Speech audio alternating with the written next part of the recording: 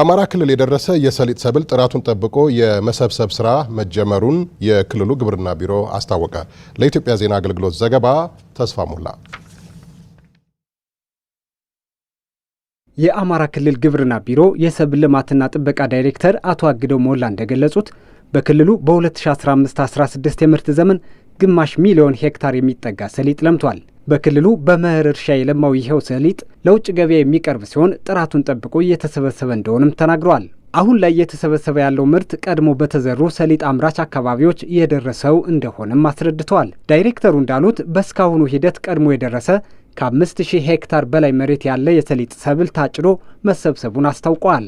ምርቱን ከብክነት በጸዳና ጥራቱን በጠበቀ መልኩ ተሰብስቦ ለውጭ ገበያ ለማቅረብ በየደረጃው ባሉ የግብርና ባለሙያዎች ለአምራቾች የቅርብ ድጋፍና ክትትል እያደረጉ እንደሚገኙም ገልጸዋል። ኤክስፖርት ሰብሎች ዋነኛው ደግሞ የሰሊጥ ምርት ነው። የሰሊጥ ምርትን ከ349000 ሄክታር በላይ ለማልማት አቅደን የገባ ነው። ከዚህ ካቀድነው መሬት ውስጥ ወደ 2.7 ሚሊዮን ኩንታል ምርት እንደሚገኝ ይጠበቃል። ስለዚህ አፈጻጸማችንን ወስደን ስናይ ከ496000 ሄክታር በላይ በዘር ተሸፍኗል። ይሄ የሚያሳየው ከ149000 ሄክታር በላይ በሰሊጥ ተጨማሪ የመሬት ሽፋን አለን ማለት ነው።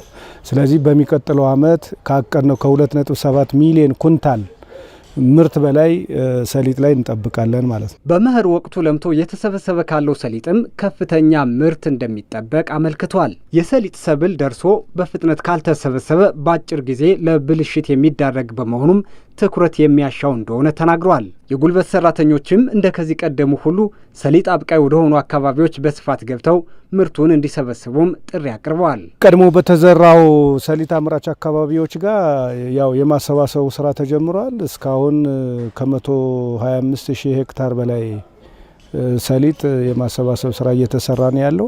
ሰሊጥ በባህሪው ቶሎ በወቅቱ ማሰባሰብ ካልቻልን በአጭር ጊዜ ውስጥ የሚረግፍ ሰብል ከመሆኑ ጋር ተያይዞ አንደኛ ሰራተኞችን በስፋት የማሰባሰብ ስራ ይጠይቃል።